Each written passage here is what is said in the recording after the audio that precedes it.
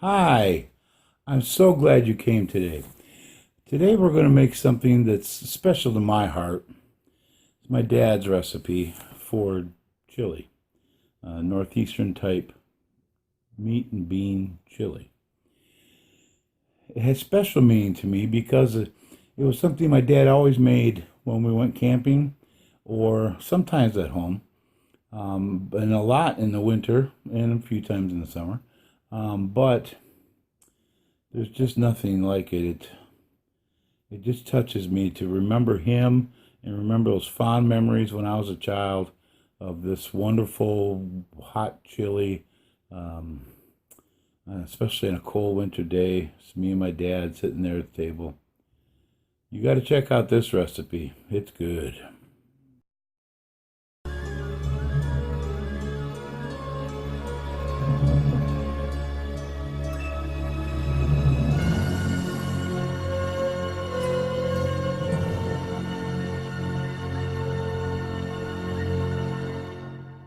Okay, here's your list of ingredients.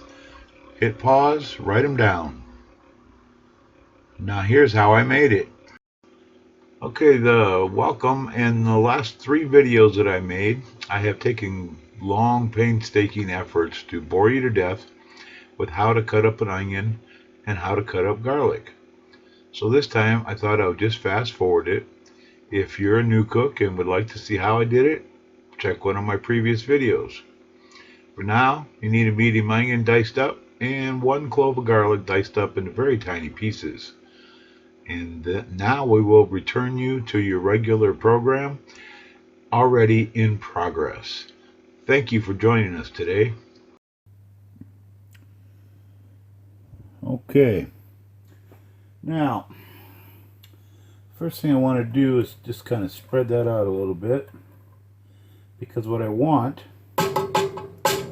is for that to heat up first and season my meat. I put my meat in there.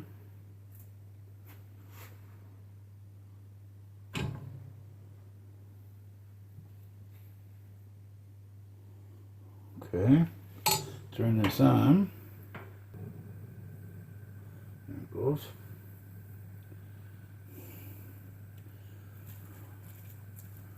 Okay, I'll break this down just a little, but I'm not really wanting to upset my onions too much, as I want the onions to cook first, because I want that delicious juiciness to come flowing out of those onions. I want them to burst from the heat, the liquid that's in the onions, and then it'll get soaked up by the meat. That's what I'm looking for. Now, I also have some chili powder. There you are. I'm going to put a little of that in there, even though I'm going to add chili seasoning in a few minutes. But I like it a little hotter than the chili seasoning makes it. And this way, I can season the meat with some chili powder before it's cooked, during its cooking, and add that much more flavor to it. Okay, now it's heating up.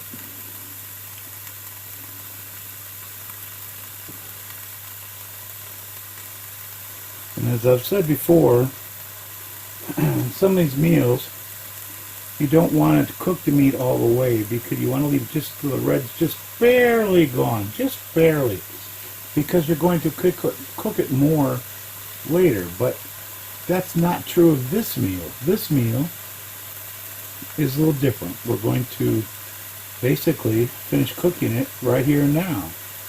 So I'm going to cook the meat. I want to make sure the meat's cooked all the way.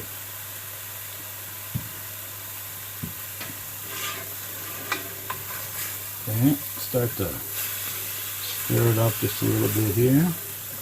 See, the meat is starting to cook on the bottom. And I don't want the meat to cook completely on the bottom while it's still raw on top. I want it to cook evenly and absorb all those wonderful onion and garlic juices. Of course, hamburger has fat, so it's going to come out, add moisture to the onions and the garlic, and just cook right back in. It's also wonderful.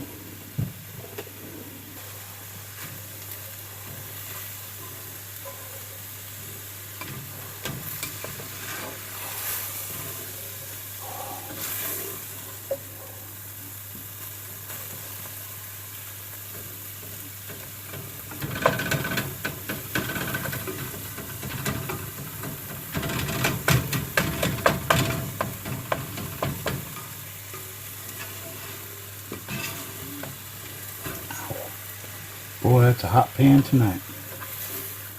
Yes, sirree, Bob.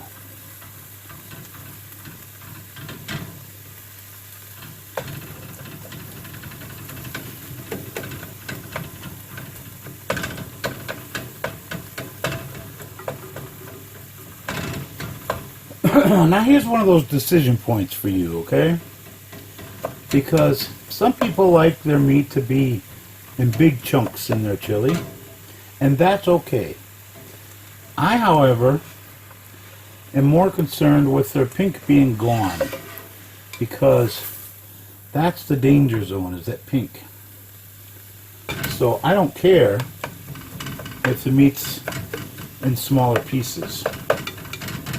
That doesn't bother me in the least. As long as that pink is gone, and I know the pink is gone.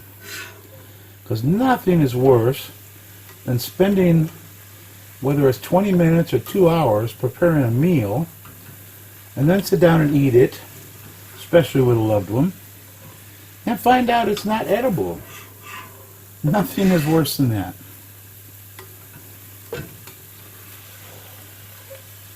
Alright. Now, I don't see any more pink. And normally this is where you drain the fat off, okay? But look, because I use a leaner meat, I have hardly no fat. And since this is chili, where a little bit of fat is okay, I'm just going to leave it.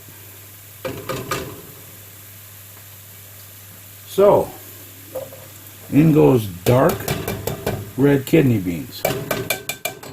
For me, you have to buy dark. Now, I did drain the liquid off of it. And some tomatoes. Since it's chili, I like the tomatoes diced up very small. And since I'm out at the campground, I didn't feel like dicing tomatoes. So I'm using canned. And, see, I'm trying to just cool off that meat a little bit, just to give me a minute here. Now here's the packet of seasoning mix that I'm using. Okay, McCormick's I like. Store-bought brands are okay, but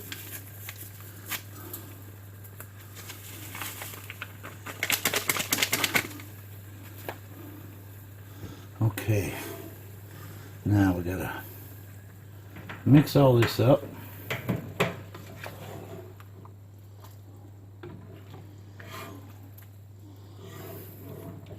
And this is really important, that you do mix all this up, for a couple of reasons. Number one, you want to see how it looks. Like, I can tell already that I want another can of beans in there. It's not enough for me. And I just shut off the stove for a minute because it's getting too hot for me. You also want to stir up, and this is probably more important, you want to stir up all the seasoning from that packet that I just poured in. It needs to be in contact. It gets dissolved by that what little juice was left in the beans, and then the juice in the tomatoes, and that little bit of fat that was in there is now being reabsorbed into the meal, and it's dissolving the seasonings. But it needs your help to stir it. Stir. Ooh, it smells so good. Oh, man. It needs your help to be evenly dispersed and dissolved. Okay? And now, all the juice that's in there is part of that seasoning. So all the juice is being soaked into the meat and the beans and the tomatoes and the onions and the garlic. Everything is intermingling. Everything is exchanging their luscious juices and making for a coherent dish. Now, you know, the meat at its center is still going to have the original meat flavor. The beans at the center are going to have the original bean flavor, and the tomatoes at the center are going to have the original tomato center. So you still will get an explosion of flavor as you eat this meal, but at the same time, they're all being tied together right now. And that's an important part of this also. I did shut off the stove just for a minute. I'm going to turn that back on here now, because we want the heat going. But you need to let this rest. After you cook it, what we're going to do for the recipe, let me start again. As far as the recipe goes, what we're going to do is bring this whole thing to a boil. And that's when it's done cooking. You can turn it off, but you should put a cover on it and leave it there for, about a half hour. More is okay. 2 or 3 hours is okay. You'll just have to heat it up again. But if you just leave it for about 25 to 35 minutes, you won't have to heat it up again. You can eat it. It'll be ready. But in any event, you want that time for it to rest. Just a term that they use to say that the food needs to finish its flavoring and mingling and things like that. And it goes a long way to a good tasting dish. And when I say bring to a boil, what I'm talking about is even when it's being stirred, it boils.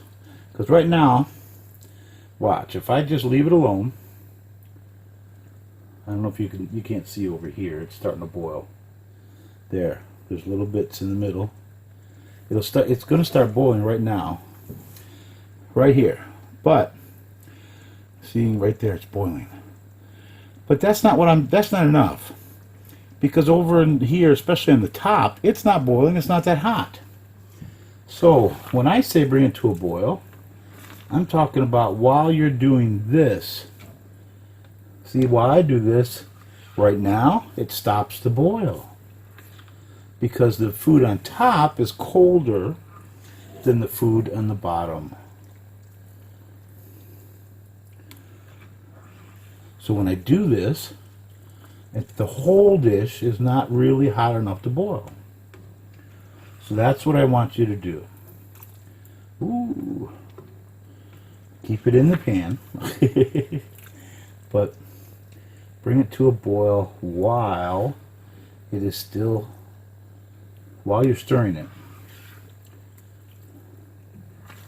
That's when everything in the pan is above 212 degrees or what have you. 212 is the boiling point of water at a lower altitude. It changes in higher altitudes. Those of you in higher altitude should know that. But this is actually much thicker than water, so it'll have to be even hotter to boil.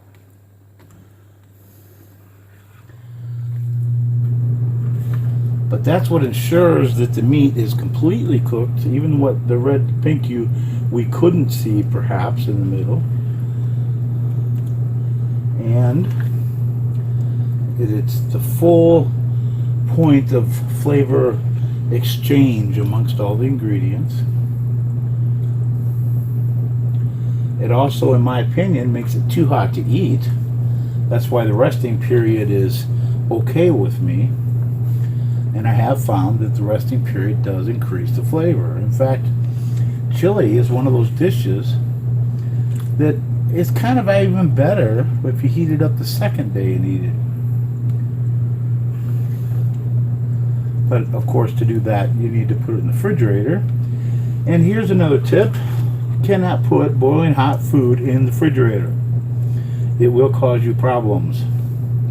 It will cause mold. It will cause things next to it in the fridge to go bad. Cause your refrigerator to work extra hard for no reason. And it hurts the dish here that you're cooking. You need to allow it to cool to room temperature, then put it in the fridge. Ooh, okay. Ow. Yeah, we got a definite boil going right here, even though I'm stirring it. So I'm going to turn it off. I never did add my extra can of beans. I'll just have to make do. I'm not used to making this small a dish. I'm just cooking for myself. No, I'm not going to eat all this tonight. I am going to save half of it for my lunch tomorrow. But normally I make a much bigger dish for the whole family. And in those cases, I would have had the recipe right in the first place.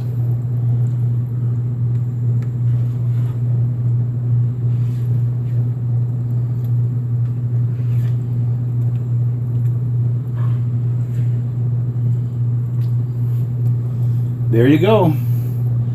Fresh, hot, chili, heartwarming winter food that's good in the summer too. It's also good for, like, you could let it simmer in the crock pot all day. Instead of cooking it here on the stove and bringing it to a boil, just put it in a crock pot, let it simmer all day. Different things like that. So it's best served with saltine crackers and butter. But hey, you can do it any way you want.